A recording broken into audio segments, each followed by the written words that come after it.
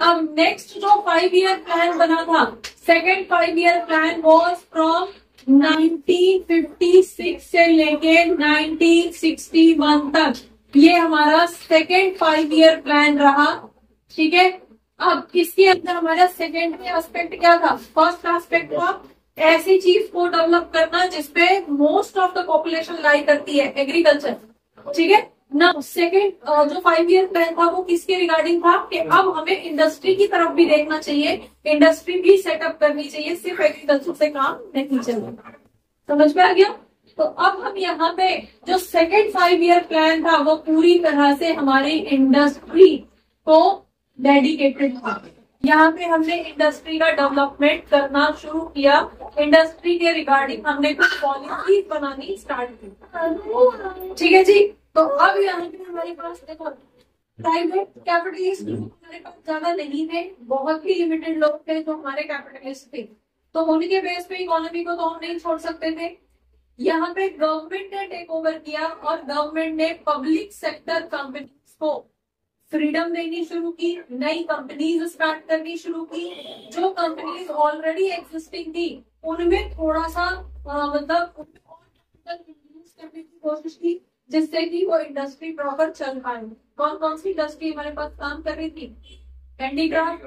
ठीक है, हैंडीक्राफ्ट। ठीक है, सेकेंडरी उसके अंदर है हमारे, उसमें हमने कॉटेज इंडस्ट्री के अंदर उसको डाल दिया, राइट। माइक्रो स्मॉल इंडस्ट्रीज के अंदर हमने डाल दिया। अभी हम बड़ी कंपनीज की बात कर रहे हैं, तो अभी हैंडीक्राफ्ट को एक तरफ छोड़ दो, बड़ी कंपनीज की बात कर रहे हैं जिसके अंदर सबसे पहला तो हमारा डिफेंस सेक्टर आता है। ठीक है, डिफेंस मतलब जो हमारी ये मिसाइल्स वगैरह, जो टैंकर्स वगैरह बनाए जाते हैं, तो हर चीज हमें बाहर से इम्पोर्ट करनी पड़ती है, राइट। तो फर्स्ट सेक्टर हमें उस तरफ भी देखना था, स्टील इंडस्ट्री की तरफ देखना था, रेलवे को स्ट्रॉन्ग बनाना था। ठीक है, तो ऐसी कुछ कुछ इंडस्ट्रीज थी जिनको स्ट्रॉन्ग बनाने का जो रिस्पॉन्सिबिलिटी थी वो किसने ली? गवर्नमेंट ने ली। जिससे कि होगा क्या, इस तरह का प्रोडक्शन भी हमारी कंट्री के अंदर होगा और हमारे लोगों को एम्प्लॉयमेंट मिलना शुरू हो जाएगा। क्लियर है यहाँ तक? डन? समझ में आ गया? चलिए, अब इस इंडस्ट्रियल प्लान के अंदर हमारे पब्लिक सेक्टर की क्या हालत थी या पब्लिक सेक्टर किस तरह से वर्क कर रहा था। पब्लिक सेक्टर कंपनी समझ में आ गई, गवर्नमेंट कंपनीज की बात करें कि किस तरह से इसकी कंपटीशन थी उस टाइम पे। सबसे पहले हमारे पास पब्लिक सेक्टर का जन्म क्यों हुआ या पब्लिक सेक्टर्स को, पब्लिक सेक्टर कंपनीज को प्रायोरिटी क्यों दी गई? क्योंकि हमारे पास जो है वो शॉर्टेज थी, किस चीज की? शॉर्टेज ऑफ प्राइवेट कैपिटल, मतलब कि कैपिटलिस्ट लोग हमारे पास नहीं है, इसलिए गवर्नमेंट ने कंपनीज स्टार्ट करने का इनिशिएटिव लिया। ठीक है, सरकारी कंपनीज खुलनी शुरू हुई, राइट। नेक्स्ट आपके पास आ जाता है इंसेंटिव्स। दूसरी तरफ लैक ऑफ इंसेंटिव्स भी था। इंसेंटिव्स मतलब टू प्राइवेट सेक्टर्स, ये भी ध्यान रखना, इंसेंटिव किसके लिए नहीं था? प्राइवेट सेक्टर्स के लिए नहीं था।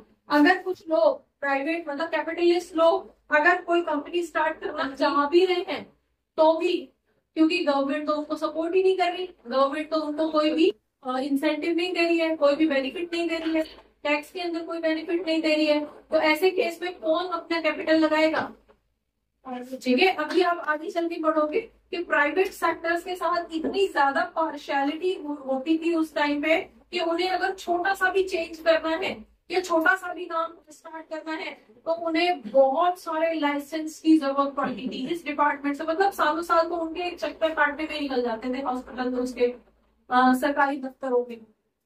ठीक है, यस, प्राइवेट कंपनीज अगर स्टार्ट करना चाहते हैं तो पहले ही हमारे पास बहुत कम थी, उसके बाद उनको किसी तरह का इंसेंटिव नहीं था, किसी तरह का बेनिफिट नहीं था, तो इसलिए भी प्राइवेट कंपनीज हमारे यहाँ नहीं स्टार्ट हो रही थी। इसलिए मेनली गवर्नमेंट को ही सारा इनिशिएटिव लेना पड़ा, राइट। दूसरा, अच्छा ऐसा क्यों हुआ? क्यों प्राइवेट कंपनीज को वो नहीं दिया जा रहा था, बेनिफिट्स नहीं दिए जा रहे थे, क्यों उन्हें प्रमोट नहीं किया जा रहा था? क्योंकि अभी अभी हम गुलाम होके निकले हैं, आजाद होके निकले हैं। ठीक है, अभी कैपिटलिस्ट लोग हम पे रूल कर रहे थे, हमें एक्सप्लॉइट कर रहे थे, हम डरे हुए थे कि अब तो, अभी तक तो हम बाहर वालों के अंडर थे, राइट। अब ऐसा ना हो कि हमारी ही कंट्री के कुछ कैपिटलिस्ट लोग, क्योंकि हमारी कंट्री डिवाइड हो रखी थी, राइट। अभी पाकिस्तान अलग हुआ है हमारा, अभी अंदर भी कुछ लोग ऐसे थे जो हमारी कंट्री को और भी डिवाइड कर सकते थे, ये जो भी ऑब्जेक्टिव था, ठीक है। अगर उनके हाथ में पावर दे दी जाए, कैपिटलिस्ट कुछ जो लिमिटेड कैपिटलिस्ट लोग हैं, अगर उनके हाथ में पावर दे दी जाए, तो अब वो लोग एक्सप्लॉइट करना शुरू कर देंगे पुअर लोगों को, गरीब लोगों को, गरीब जनता को वो लोग एक्सप्लॉइट करना शुरू कर देंगे। इसलिए प्राइवेट लोगों के हाथ में कोई भी पावर नहीं है, कैपिटलिस्ट लोगों के हाथ में कोई भी पावर नहीं दी गई, ठीक है। गवर्नमेंट ने पूरी रिस्पॉन्सिबिलिटी उठाई, हम ही कंपनी खोलेंगे, हम ही चलाएंगे और सबको जॉब देंगे और कंट्री का डेवलपमेंट करेंगे। समझ में आ गया। दूसरी चीज नेक्स्ट यहाँ पे हमारे पास आ जाता है, गवर्नमेंट का जो ऑब्जेक्टिव था वो किसका था, ऑब्जेक्टिव ऑफ सोशल वेलफेयर। समझ आ गया, मतलब कि सोशल वेलफेयर चाहती थी गवर्नमेंट। गवर्नमेंट ये नहीं चाहती थी कि अब प्राइवेट प्लेयर्स आके जो है हमारी मासूम जनता को एक्सप्लॉइट करें, इसलिए प्राइवेट कैपिटलिस्ट लोगों को उन्होंने कोई भी फ्रीडम नहीं दी, ठीक है। और सारा इनिशिएटिव खुद ले प्राइवेट, ठीक है, पब्लिक कंपनीज ओपन करने के लिए, उनको स्टार्ट करने के लिए। इसलिए जो industrial policy resolution, industrial policy resolution, date याद रखना 1958, क्लियर है, सॉरी 1956 ये बनाया गया, राइट। मतलब एक एक्ट बनाया गया जो स्पेसिफिकली यहाँ पे इंडस्ट्री के डेवलपमेंट के लिए था। क्लियर हो गया, समझ में आ गया। सेकेंड 5 ईयर प्लान तभी से तो स्टार्ट हुआ था, तो इन डेट्स का, क्योंकि कई बार मैथ्स का कॉलम के अंदर, कई बार एसेशन रीजन के अंदर इस तरह के क्वेश्चंस आपको आ जाते हैं। डन। नेक्स्ट, अब इस रिजोल्यूशन के अंदर मतलब एक तरह से एक लॉ बनाया गया, एक तरह से एक कमेटी ने लॉ बनाया और उसके अंदर हमने पूरी इंडस्ट्री को 3 सेक्टर्स के अंदर बांट दिया। यहाँ पे शेड्यूल 1, शेड्यूल 2 और शेड्यूल 3, ठीक है।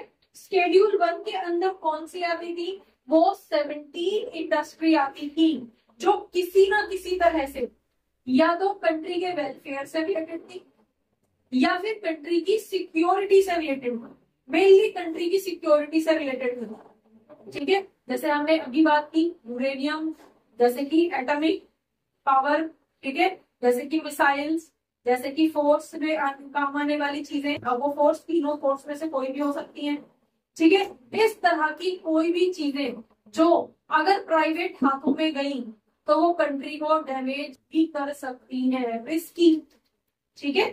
और मोस्ट सेंसिटिव इंडस्ट्री जो रही वो 17 इंडस्ट्री थी मेनली, ठीक है। 17 इंडस्ट्री थी जिनको गवर्नमेंट ने अपने हाथ में रखा और उनको शेड्यूल 1 का नाम दिया।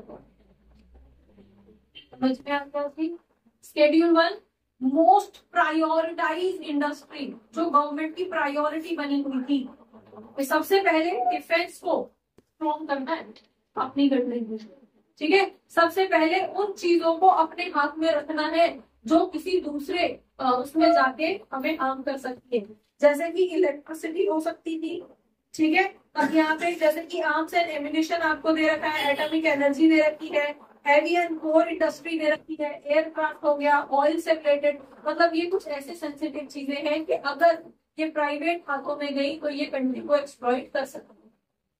समझ में आ गया, ठीक है। इस तरह की 17 इंडस्ट्रीज को मेनली शेड्यूल 1 के अंदर रखा गया और गवर्नमेंट की जितनी पॉलिसीज होती थी, जितने भी बेनिफिट्स होते थे, जितने भी इंसेंटिव्स होते थे, इनको भर भर के मिलते थे, क्योंकि गवर्नमेंट ही स्टार्ट कर रही है, गवर्नमेंट के ही इनिशिएटिव्स है, गवर्नमेंट की ही है, तो इनको सक्सेसफुल बनाने के लिए गवर्नमेंट ने पूरी ताकत लगा। समझ में आ गया। शेड्यूल 1 मतलब जैसे होता है ना सेक्शन 1 के बच्चे, सेक्शन ए के बच्चे, है ना, एक आई इसलिए इसके इतने भाव बढ़े हुए है ना, ठीक है। तो वही सेक्शन ए के बच्चे थे ये सारी इंडस्ट्री। क्लियर हो गया। चलिए नेक्स्ट आपके पास छोटे बच्चे हैं, बड़े हो गए, अब बड़ों को तो फैक्ट करता हूँ, छोटे बच्चों की बात करो। चलिए नाउ सेकेंड स्केड्यूल के अंदर गवर्नमेंट प्लस प्राइवेट, यहाँ पे प्लस प्राइवेट, इसका मतलब वो इंडस्ट्रीज जो थी तो गवर्नमेंट थी, मेजर जो स्टॉक था 51% अभी भी गवर्नमेंट का ही था, लेकिन वो काम किससे करा रही थी, वो प्राइवेट लोगों से काम कर। जैसे अभी होता है ना बहुत सारी चीजें, ऊपर से गवर्नमेंट कॉन्ट्रैक्ट ले लेते हैं, गवर्नमेंट ऑफिस से जो है कॉन्ट्रैक्ट होते हैं, और वो काम किससे कराते हैं, वो ठेके पे दे देते हैं, राइट, कॉन्ट्रैक्ट पे दे देते हैं। वो कराते किससे, प्राइवेट लोगों से। उनको जो भी है उनका डेली जाते हैं, रोड बना रहे हैं, कोई भी कर रहे हैं, कौन बना रहा है, आपको क्या लगता है जो रोड बना रहे हैं, मतलब कोई भी गवर्नमेंट रिलेटेड काम कर रहे हैं, ये क्या आपको सरकारी लोग हैं, सरकारी जॉब है? नहीं, गवर्नमेंट ने किसको टू लेट कर रखा है, कॉन्ट्रैक्टर को, ठीक है। ऑर्गेनाइजेशन क्या है, ये जो गली गली में कचरा उठाने के लिए आ रहा है, वो कचरे वाला क्या है, गाड़ी वाला आया कचरा निकाल, इस तरह का चलता रहता है। हाँ, तो ये कौन है, क्या इनकी गवर्नमेंट जॉब नहीं जुड़ी सर? हाँ जी, तो इनकी क्या गवर्नमेंट जॉब है, वो जो ट्रक लेके वो टेम्पो लेके घूमता रहता है, कचरा उठाता रहता है? नहीं, गवर्नमेंट नहीं। गवर्नमेंट ने ये डिपार्टमेंट टू लेट कर रखा है कॉन्ट्रैक्टर्स को, इस तरह की जॉब पे रखते हैं, उनकी वो रिस्पॉन्सिबिलिटी लेते हैं इसको क्लीन करने की। तो ऑफिस और काम किसका है, टास्क किसका है, पॉलिसी किसकी है, गवर्नमेंट। तो इसी तरह से यहाँ पे जो है मेजरली गवर्नमेंट का इन्वॉल्वमेंट है, लेकिन काम किससे कराया जा रहा था, प्राइवेट ऑर्गेनाइजेशन से कराया जा रहा था।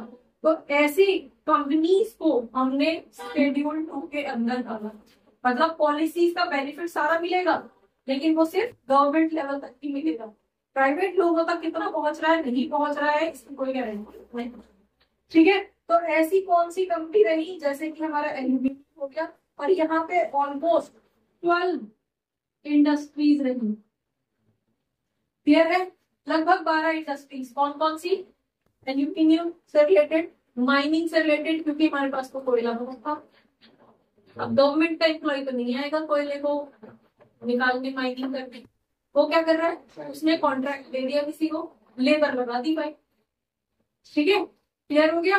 तो कर कौन रहा है, कर रहे हैं प्राइवेट वाले, ठीक है, लेकिन काम किसका है, काम किसका हो रहा है, गवर्नमेंट का। तो इस तरह की इंडस्ट्रीज को हमने सेकंड शेड्यूल के अंदर डाला। तो गवर्नमेंट के जो पॉलिसीज थी उनका यहाँ पे बेनिफिट मिलता था, लेकिन एक लिमिट था, इनको सबसे ज्यादा मिलता है, ये प्रीमियम इंडस्ट्रीज थी। क्लियर हो गया, ये क्लियर है भाई। चलिए, यहाँ पे जैसे मशीन के टूल्स बन रहे हैं, फर्टिलाइजर्स बन रहे हैं, इस तरह की जो कंपनीज थी वो आपकी सेकेंड उसके अंदर से शेड्यूल डी के अंदर डाली गई। नाउ शेड्यूल सी, अब बचा क्या है, जो भी बचा है रिमेनिंग, तो ये पूरी तरह से क्या था, प्राइवेट था। जो कैपिटलिस्ट थे उन्हें बिजनेस तो करना था। अब ये टाटा बाटा जो लोग थे स्टार्टिंग से ही, अभी रतन टाटा जी गए हैं तो उनकी हिस्ट्री तो न्यूज चैनल पे आ रही थी भर भर के, देखा ही होगा। कौन थे इनके जो मतलब फादर, जो एंसेस्टर थे, क्या नाम था उनका,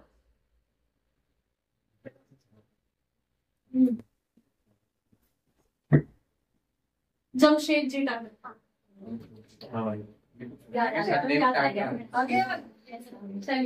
जमशेद जी टाटा, तो वो क्या आज ही के कौन थे, वो इसी फेज के थे।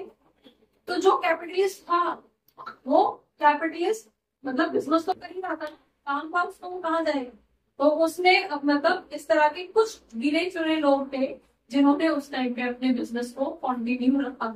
लेकिन उनके साथ जो है उनको कौन से स्केड्यूल में डाला गया, उनको स्केड्यूल सी के अंदर डाला गया, 3 के अंदर डाला गया।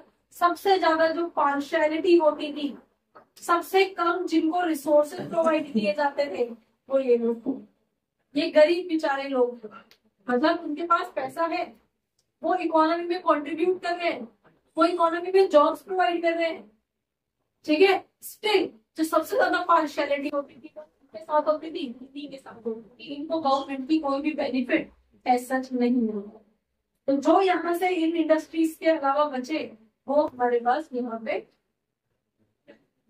समझ में आ गया। इस तरह से हमने जो है पॉलिसी बनाई। अब ये जो सी शेड्यूल के लोग हैं इनको बात बात पे लाइसेंस लेना पड़ता था। लाइसेंसिंग आप यहाँ पे स्पेसिफिकली पढ़ोगे। लाइसेंसिंग मतलब इन्हें कोई बिजनेस शुरू करना है तो गवर्नमेंट से लाइसेंस लेना है।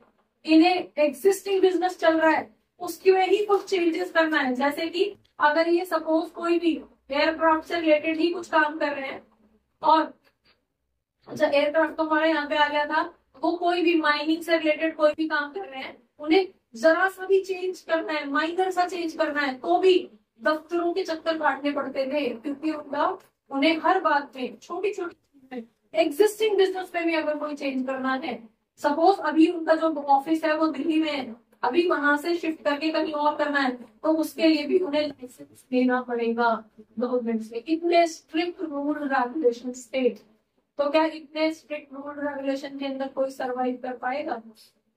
ठीक है, तो वो प्रॉफिट अर्न नहीं कर पाते। समझ में आ गया। तो सबसे ज्यादा जो त्राहिमाम वाली सिचुएशन में थे वो यही पड़े। तो यहाँ पे बिजनेस सेट करना है, एक्सपेंड करना है, डाइवर्सिफाई करना है, कुछ भी करना है।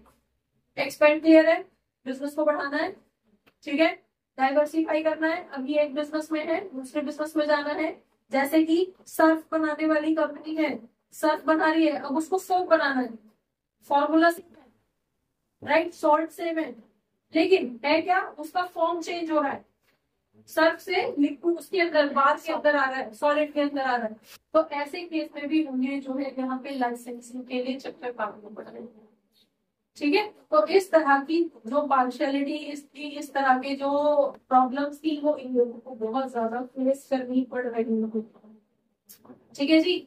चलिए नेक्स्ट उसके अंदर हम आ जाते हैं। ये तो हमारी बड़ी इंडस्ट्री की हालत थी, ठीक है, ये तो हमारी किसकी थी, हम बिग इंडस्ट्रीज की बात कर रहे हैं, राइट। तो हम आ जाते हैं स्मॉल एंड माइक्रो। तो स्मॉल एंड माइक्रो, ठीक है, माइक्रो का तो उस टाइम पे नाम ही नहीं था, स्मॉल इंडस्ट्री की बात हो रही थी। माइक्रो तो उस टाइम पे, माइक्रो तो अब 2000 के अराउंड आया है, ठीक है, लेट 90s के अंदर माइक्रो इंडस्ट्रीज का जन्म हुआ है। इससे पहले स्मॉल इंडस्ट्रीज रही, ठीक है। अब यहाँ पे हम अपने हैंडीक्राफ्ट की बात करेंगे, ठीक है जी। हैंडीक्राफ्ट हो सकता है या कोई भी ऐसा काम जो माइक्रो लेवल पे हो सकता था। अब कैसे डिफाइन करोगे कि स्मॉल इंडस्ट्री कौन सी वाली होती है? वो इंडस्ट्रीज जिनका उस टाइम पे जो कैपिटल इन्वॉल्वमेंट था वो 1 करोड़ से कम होता था, मतलब 1 करोड़ से, सॉरी, अब ठीक है, उस टाइम पे 5 लाख से कम होता था। जिन कंपनीज के अंदर 5 लाख रुपए से लेस देन, मतलब कि कोई भी इंडस्ट्री जिसमें जो कैपिटल है that is less than 5 lakh rupees, वो कंपनी जिनके अंदर 5 लाख रुपए से कम पैसा लगा हुआ है उसको हम स्मॉल स्केल इंडस्ट्री बोलते थे, ठीक है। और जिसमें 5 लाख से ज्यादा लगा हुआ है उनको हम प्रॉपर इंडस्ट्री बोलते थे। समझ में आ गया स्मॉल और उसका, लेकिन अब नहीं है वो डेफिनेशन। अब डेफिनेशन क्या है कि जब 1 करोड़ से कम लगा हुआ है तो उसको हम स्मॉल बोलते हैं, ठीक है। और माइक्रो क्या है, माइक्रो और भी उसमें आ गई है, शॉर्ट में आ गई है। समझ में आ गया, क्लियर हो गया। तो अब डेफिनेशन जो है कुछ और हो गई। उस टाइम पे डेफिनेशन क्या थी कि 5 लाख से कम अगर आपने किसी बिजनेस में पैसा लगाया हुआ है तो ऐसे बिजनेस को हम स्मॉल स्केल इंडस्ट्री कहते हैं। क्लियर हो गया, ठीक है। अब ये क्यों जरूरी थी स्मॉल स्केल इंडस्ट्री? कई बार क्वेश्चन पूछ किया जाता है, why small scale industries are important for the development of any country. अपनी कंट्री के रेफरेंस में बताओ, इस तरह का क्वेश्चन आ जाता है 2 नंबर में, 3 नंबर में, कई बार बड़ा भी आ जाता है, 4 नंबर में भी आ जाता है, ठीक है। तो स्मॉल स्केल इंडस्ट्री क्यों जरूरी थी बताना जरा। एम्प्लॉयमेंट प्रोवाइड होती थी भाई, हमारी आधी जनता को इसी में लाई करनी थी। बिग इंडस्ट्री वाले कितने लोग थे? बहुत ही लिमिटेड, ठीक है। तो हमारी मोर देन जो 70% 80% पॉपुलेशन थी वो एग्रीकल्चर में, और एग्रीकल्चर से ही तो ये छोटे छोटे काम हो रहे थे जो लोग घर पे कर रहे थे, जूट से, कॉटन से, सिल्क से, तो ये तो स्मॉल स्केल इंडस्ट्री के अंदर है। किससे बन रहा था? किसी से बन रहा था। ठीक है, कैंडल जो बनती है वो किससे बनती है पता है? हाँ जी, जो आपकी बी हाइव्स होती है। अच्छा मोम, वेरी गुड। और मोम किससे बनता है? बी हाइव्स जो मधुमक्खी के वो रहते हैं, वो मोम होता है एक्चुअली। तो सब नेचुरल रिसोर्सेज है, प्राइमरी सेक्टर से जो भी रॉ मटेरियल हमारे पास निकल के आए हैं उसके बेस पे हम छोटी छोटी इंडस्ट्रीज घर के अंदर चला रहे थे। ठीक है, तो ऑलमोस्ट इतनी ही जितने परसेंट लोग जो है हमारे एग्रीकल्चर पे लाई कर रहे थे, ऑलमोस्ट वही लोग तो हमारी इसमें भी लाई कर रहे थे, स्मॉल स्केल इंडस्ट्री में भी। तो एक मेजर पोर्शन हमारा जो है कि ये तो बहुत कम पोर्शन था लोगों का जो बड़ी कंपनीज चला रहे थे। छोटी कंपनीज चलाने वाले लगभग 50% पॉपुलेशन हमारी थी जो छोटी छोटी काम अपने घरों में या अपनी, तो उनको प्रोटेक्ट करना भी जरूरी था। किस लिए? ये क्या कर रहा था? ये बहुत सारे लोगों को एम्प्लॉयमेंट प्रोवाइड कर रहा था। एग्रीकल्चर के अलावा लोग ये भी कर रहे थे, ये भी सामान बना बना के बेच रहे थे। ठीक है, हैंडीक्राफ्ट हमारा जिसके लिए जाना जाता है। दूसरा, हमें यहाँ पे अब जरूरत थी कि हम इन छोटी छोटी इंडस्ट्रीज को प्रोटेक्ट करें। किससे? इन लोगों से। ठीक है, तो एक तो ये एम्प्लॉयमेंट इंक्रीज करती है इसलिए जरूरी थी। दूसरा, हमें जरूरत था प्रोटेक्शन की, प्रोटेक्शन फ्रॉम बिग इंडस्ट्रीज। हाँ जी, बड़ी इंडस्ट्रीज से प्रोटेक्शन भी चाहिए था, तभी ये सरवाइव कर पाती, अदरवाइज ये कंपनीज इनको भी टेक ओवर कर लेती। ठीक है, टाटा नमक से एयरक्राफ्ट तक सब चीज को टाटा बना रहा था। टाटा अपने आप में एक बड़ी इंडस्ट्री थी, नमक से लेके बड़ी बड़ी चीजें भी बना, राइट। तो ऐसे ही ये कंपनी बाकी चीजों को बनाना शुरू कर देगी, जूट से रिलेटेड चीजें बनाना शुरू कर देंगे। ठीक है, आज तक तुमने कभी देखा है कि जो डिस्पोजेबल प्लेट है वो किसी ब्रांड की आई हो और कितनी यूज हो गई है? कौन से सेक्टर के अंदर आती है? स्मॉल इंडस्ट्री के अंदर।